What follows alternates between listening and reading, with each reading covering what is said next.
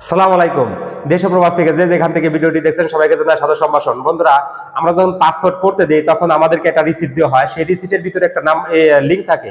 সেই লিংকে গিয়ে আমরা দেখতে পারি যে আমাদের পাসপোর্টটা কোন অবস্থানে আছে এবং স্ট্যাটাস আমরা দেখতে পারি, এবং সেই স্ট্যাটাসে কিছু ইংলিশ লেখা আসে স্ট্যাটাসে। যেমন আমি ফার্স্ট যে স্ট্যাটাসটা বলবো, আজকের এই ভিডিওটা খুবই গুরুত্বপূর্ণ। আপনারা একটু স্কিপ না করে সম্পূর্ণ ভিডিও দেখবেন, কারণ আপনি মনে করতেছেন যে আপনার পাসপোর্টটা এখনো অনেক দিন বাকি আছে, মেয়াদ শেষ হয় নাই, আমি এই ভিডিও দেখে কি করব।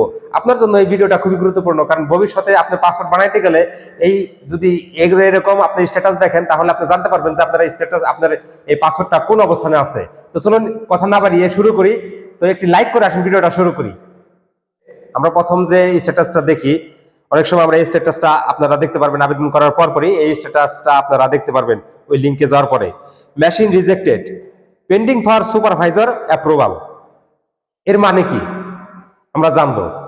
এর মানে হচ্ছে আপনার পাসপোর্টটি বাতিল হয়নি, আপনার পাসপোর্টের আবেদন এখনো বিবেচনাধীন রয়েছে, এটি সুপারভাইজারের অনুমোদনের জন্য পেন্ডিং রয়েছে। সাধারণত এই ধরনের অনুমোদনে কিছু সময় লাগতে পারে। আপনি এই সময় কি করতে পারেন? যদি এরকম দেখেন তাহলে আপনি কি করবেন? অপেক্ষা করুন, সুপারভাইজারের অনুমোদনের জন্য কিছুদিন অপেক্ষা করুন, পাসপোর্ট অফিসে যোগাযোগ করুন।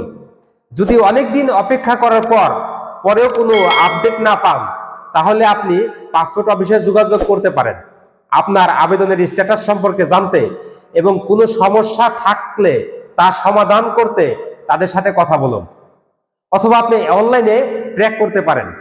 যদি আপনার পাসপোর্ট অফিসের একটি অনলাইন সিস্টেম থাকে, তাহলে আপনি সেখানে লগ ইন করে আপনার আবেদনের স্ট্যাটাস ট্র্যাক করতে পারেন। দ্বিতীয়তে যেটা আমরা দেখি, passport is pending for personalisation.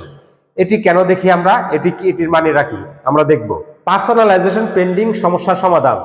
আপনার পাসপোর্টের স্ট্যাটাস পার্সোনালাইজেশন পেন্ডিং দেখা যাচ্ছে, চিন্তা করবেন না, এটি খুব সাধারণ একটি সমস্যা। এই অবস্থায় পাসপোর্টটি এখনো সম্পূর্ণ হয়নি এবং কিছু প্রযুক্তিগত কাজ বাকি রয়েছে। কেন এই সমস্যা হয় সেটি জানবো।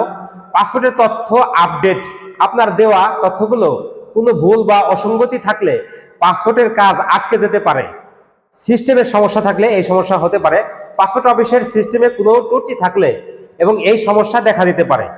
পাসপোর্ট অফিসের ব্যস্ততা, যদি পাসপোর্ট অফিসে অনেক ব্যস্ত থাকে তাহলে এই সমস্যা দেখা দিতে পারে। পাসপোর্টের চাহিদা বেশি হলে প্রক্রিয়াকরণের কিছুটা সময় লাগতে পারে। তাহলে আপনি এই অবস্থায় আপনার কি করা উচিত, কি করবেন? পাসপোর্ট অফিসে যোগাযোগ করতে হবে। সরাসরি পাসপোর্ট অফিসে যোগাযোগ করে আপনার পাসপোর্ট স্ট্যাটাস সম্পর্কে জানতে পারেন এবং সমস্যার সমাধানের জন্য তাদের সহায়তা নিতে পারেন। আপনি অনলাইনে ট্র্যাকও করতে পারেন। এবং আমি পরিশেষে বলবো, যদি এই লেখাটা থাকে, এই স্ট্যাটাস থাকে পেন্ডিং ফর পার্সোনালাইজেশন, তাহলে যেটা করবেন, ধৈর্য ধরুন। সাধারণত এই সমস্যা খুব বেশি দিন থাকে না। কয়েকদিনের অপেক্ষা করার পর আবার চেক করে দেখুন এটি আপনার আগের স্ট্যাটাসে চলে গেছে।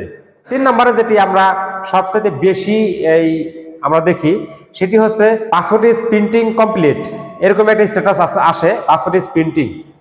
এই স্ট্যাটাসটা থাকলে আপনি মনে করবেন যে আপনার পাসপোর্ট প্রিন্টিং হইতেছে, এবং এই অবস্থায় আপনার তো খুশি হওয়ার কথা। এবং 4 নম্বরে যে স্ট্যাটাসটা আমরা দেখতে পাই সেটা হচ্ছে যে passport is ready issue for delivery. এর অর্থ পাসপোর্ট ইজ রেডি ডেলিভারি। এর বার্তাটি দেখে আপনি নিশ্চয়ই খুশি হয়েছেন।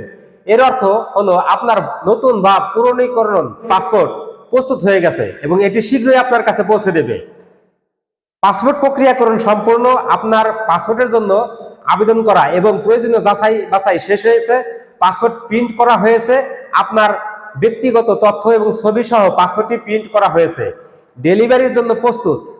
আপনার পাসপোর্টটি ডেলিভারির জন্য প্রস্তুত হয়ে গেছে। এইরকম অবস্থা যদি আপনার কাছে আসে, তাহলে আপনার কাছে মোবাইলে মেসেজ আসবে এবং মেসেজ আসলে আপনি দূতাবাস থেকে পাসপোর্টটি সংগ্রহ করতে পারবেন। তো বন্ধুরা, এই ছিল আজকে ভিডিওটা। কেমন লাগলো অবশ্যই কমেন্ট করে জানাবেন। আর যারা এখন পর্যন্ত আমার চ্যানেলটি সাবস্ক্রাইব করেন না, সাবস্ক্রাইব করে দিবেন। আর যারা অলরেডি সাবস্ক্রাইব করেছেন তাদেরকে জানাই অন্তরস্থল থেকে ভালোবাসা। ভালো থাকবেন, সুস্থ থাকবেন। আল্লাহ হাফেজ।